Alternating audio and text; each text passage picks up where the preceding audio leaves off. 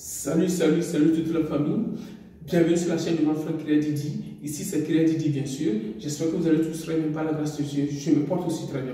Donc aujourd'hui je vais vous donner le changement que la suspension d'envoi des documents vers le KCC a apporté dans le processus de la DV 2022 bien sûr. Donc, si tu es ici pour la première fois, n'hésite pas de t'abonner, activer surtout la cloche de notification afin de ne pas rater aucune de mes vidéos que je balance sur cette chaîne. Donc, aimez la vidéo et partagez la vidéo au maximum afin que tout le monde puisse être au courant des informations que nous donnons sur cette chaîne. Voilà. Donc, sans trop tarder, nous passons très rapidement à la vidéo.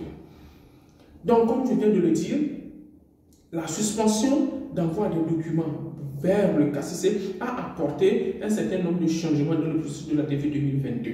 Donc, le principal changement que je vais vous dire tout de suite, c'est par rapport aux lettres d'interview.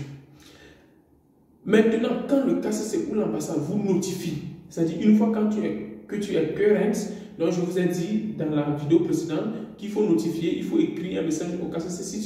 Si tu ne reçois pas toujours ta date d'interview, il faut écrire au KCC ou bien à l'ambassade pour qu'il te donne le jour où tu passeras ton entretien. Donc une fois que tu reçois la notification du KCC ou de l'ambassade que tu es programmé, c'est-à-dire il y a un message qui vient pour aller imprimer ta date d'interview. Donc une fois que tu reçois cette note et quand tu imprimes, il faut aussi rentrer sur le site pour confirmer ta date d'interview. Et vous allez remarquer aussi que maintenant, les dates d'interview, ça ne prend plus beaucoup de temps comme 2 mois auparavant. C'est-à-dire, le KCC te programme aujourd'hui et tu vas passer ton entretien en mars. Maintenant, peut-être c'est 1 semaine, ou bien c'est 2 semaines, ou bien quelques jours seulement. C'est pour cela que l'ambassade demande à ce que tu confirmes que voilà, tu es prêt pour passer ton entretien.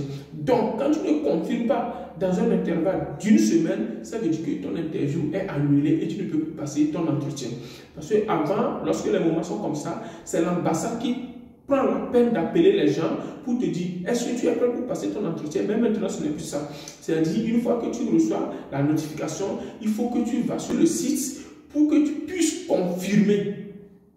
Pour que tu puisses confirmer que voilà, tu as reçu la lettre et que tu es apte pour passer maintenant ton entretien.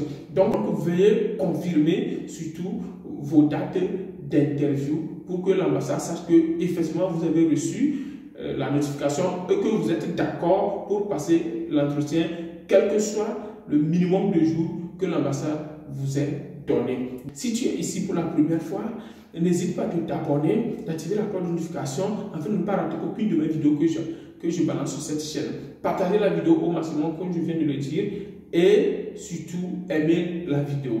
Donc voilà, ciao ciao, passez une très bonne journée et que on se revoit bientôt dans une autre vidéo. Ciao.